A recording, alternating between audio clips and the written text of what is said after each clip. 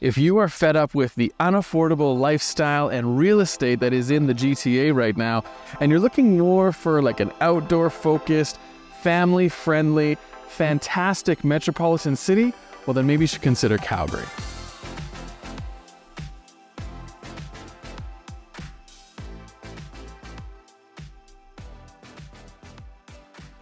Today, we are digging into why you should consider moving from the Toronto and GTA to Calgary, and lots of reasons and lots of ways to do it and how to do it all in today's video. So, why would you move here? GTA is like a fantastic place. It really, really is. Last winter, we actually visited there. We did a video, we interviewed people, we talked to local owners, renters, and real estate agents, all trying to understand what exactly is going on. And we really learned a lot by understanding the unaffordability that so many owners and renters were feeling. And it kind of opened our eyes to what we actually have here in Calgary and how great it actually is. So why would you move here? Well, one of the first things that we have heard a lot from other people who have visited from GTA and are looking here is how open the skies are. And it's something I never realized, but when you drive around the city, you can see the mountains. When you're heading out of the city, it's just open fields, trees, mountains, it's just absolutely gorgeous. And this is something that has constantly come up when people are talking about Calgary. Now, wouldn't it be nice if you didn't have to have a regular commute time that was something like 2 hours or more, and you actually were able to live closer to work and closer to where your kids go to school or daycares and those kind of things? Well, according to StatsCan, in 2016, 23% lived within 5 kilometers of their work, and over 25% of those in Toronto lived over 25 kilometers away from their work. Right? That's a lot of people living 25 kilometers or more, plus all of that congested traffic, right? So that's a lot of time. Now in Calgary, 75% of workers live within 10 kilometers of their work.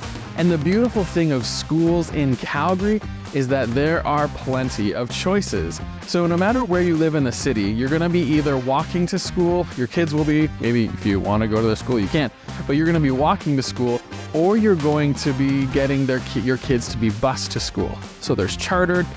Honestly, we made a whole video about schools and some links and all that kind of stuff. So head up here, you can find the card, you'll find the video, lots of good information, but don't skip out of this video, finish this, and then go check that out. Sounds good? The other thing you want to be considering is cost of living. So we did some math, and I'm going to share some of this math with you. So in May 2023, benchmark prices, so this is looking at benchmark prices in Toronto and in Calgary, expecting that you're putting about 10% down, along with an interest rate around 5.5%, all right? So that's the numbers that you're gonna see over here. That's how we calculate it. In the GTA, your benchmark price for a property is $1.164 million.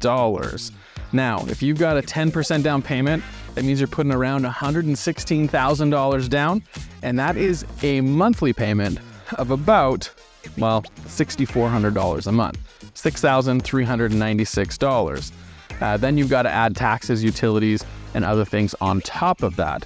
Now in Calgary, $557,000 is the benchmark price in May of 2023.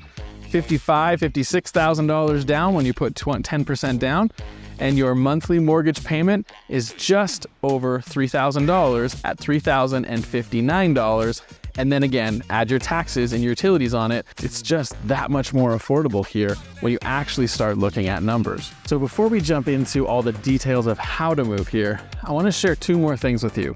The first one is the cost differences. Now, according to Numbeo.com, you will see the numbers over here.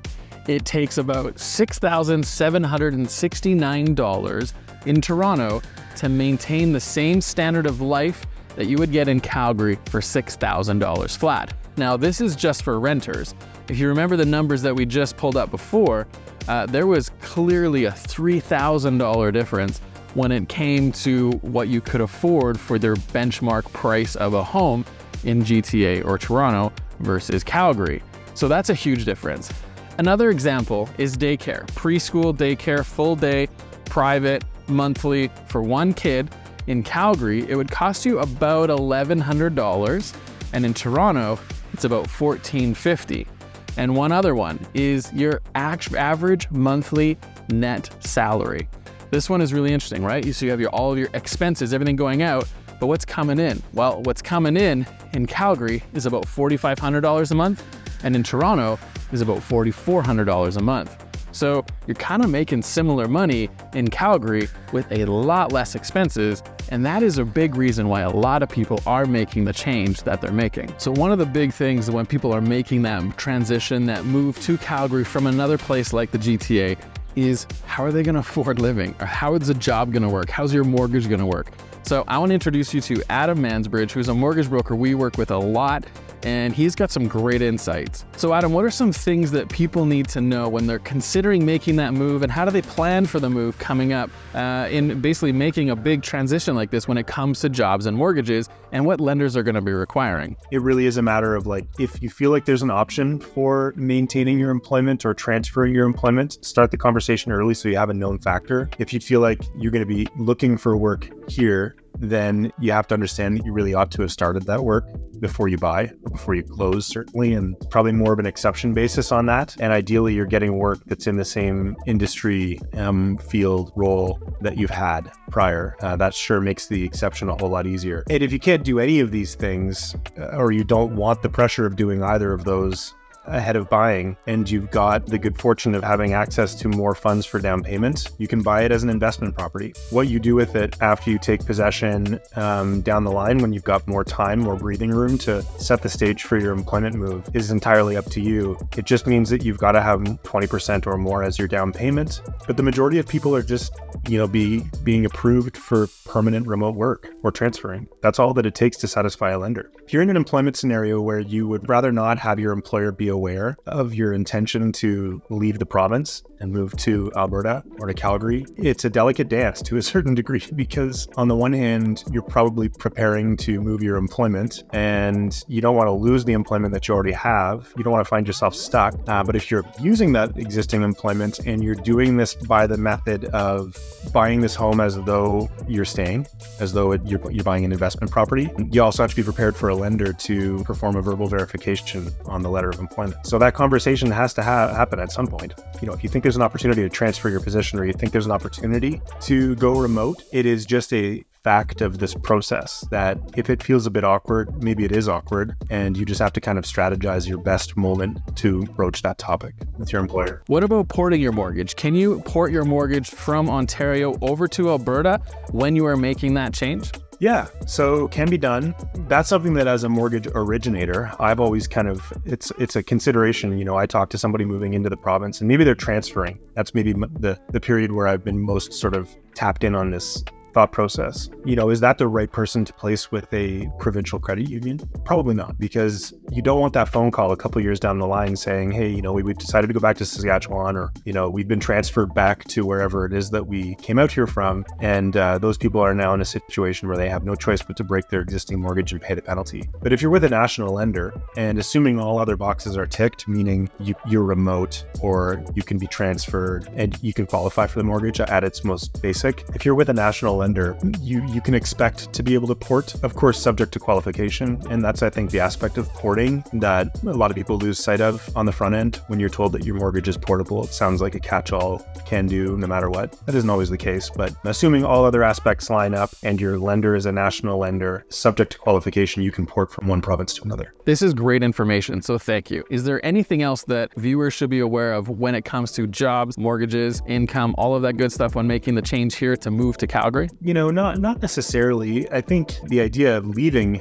simplifies the conversation to a degree, because I think a lot of the complicating factors in that whole thought process for people, particularly in the GTA, are around affordability and down payment funding, and that's what's led to the conversation in the first place. So I feel like a lot of the times when I'm speaking to clients who are in the GTA looking to make the move out here to Calgary, there's almost a lightness to the conversation, particularly if they've already had the talk with the employer and they're already approved to be remote, or they already are remote perhaps, or can get the transfer, it's like the skies are about to clear for them. So another thing to understand, and a difference between Ontario and Alberta, Calgary specifically, is how to work with builders.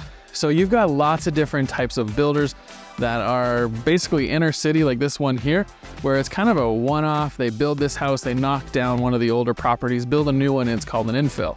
Now the other option is you go to some of the new areas and kind of like, I'll say cookie cutter, but they have all their plans and you get to choose how it works and what it looks like, and basically wait however long to get your build and away you go. Well, what's interesting is in a hot market like it is right now in Calgary, a lot of builders, I don't want to paint a picture just across saying all builders are like this, because they're not.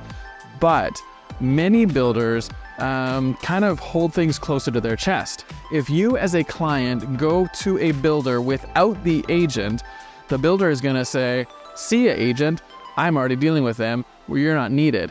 Even if you have been working with the agent for a long time, the builders are going to say it's going to be cheaper for you, but everything else if you don't have your agent when you come, but it's not true. And it's really, really weird. I talked to a lot of builders and developers over the years, especially from other cities as well. And in other cities like Vancouver and Toronto, a lot of agents actually help sell their products, but not here. And I don't understand why. And there's this weird relationship between builder and agents in Calgary. So if you are working with us or an agent at all in the city, please, for your sake of making sure you're represented and you're getting the best thing possible for you, make sure your agent's involved in every step of the way when working with a builder, because there could be a chance that they could get kicked out. And I know it's not like that in Toronto, Ontario, and in BC, but here, unfortunately, it is. Now, another thing to know that I was thinking about was actually builders in these cookie cutter communities. So brand new areas. A lot of them say, well, schools are going to be coming and all that kind of stuff, and it's going to be built. But you have to remember that schools aren't going to be built right away. Schools are usually built later on down the road, after there is a population there to fill the school. So your kids, once you move in, depending on how soon you move into that community, they could be bused for quite a ways away until the school is actually built. So when it comes to moving, one of the things that people are always asking us is, how do you actually physically move here? How do you get your car here? How do you make these transitions? How do you find a mover that is willing to move you across the country? Well, there's a few options. We've found some movers in our research. Now, we haven't personally used them. We've had some clients that have given us some feedback, but places like Centennial Moving, Miracle Movers, Victoria Professional Movers, Number One Movers Van Lines, they all have long lines of fantastic history of moving people across the country. So that's a great thing. So you can do that. Or if you really want, feel free to go get a U-Haul, right? You can simply do that. The other part is we've actually had clients who have actually sold everything except their dog and their cars. And they just packed up their cars, they packed up their dogs, and they just moved to Calgary. And then they just bought all new furniture. So there's lots of options when it comes to actually making that move. If you want to know some things that I have done, maybe some regrets that I had when I bought a house, because when you're buying in Calgary, you may not want to make these same mistakes, head over to this video here, because you're going to find some really interesting things. The juicy stuff, maybe? I don't know. But head over there, and you're going to learn about the regrets that I had that I wish I didn't do when we bought houses. Okay, I'm going to let you on a little secret. Because you've waited so long and you've watched this whole video, if you email me at info@chamberlaingroup.ca, I will email you the whole report that we give to our clients when they're moving from outside of the city to Calgary, even if you're not working with us. But send me an email, and I'll send that to you directly.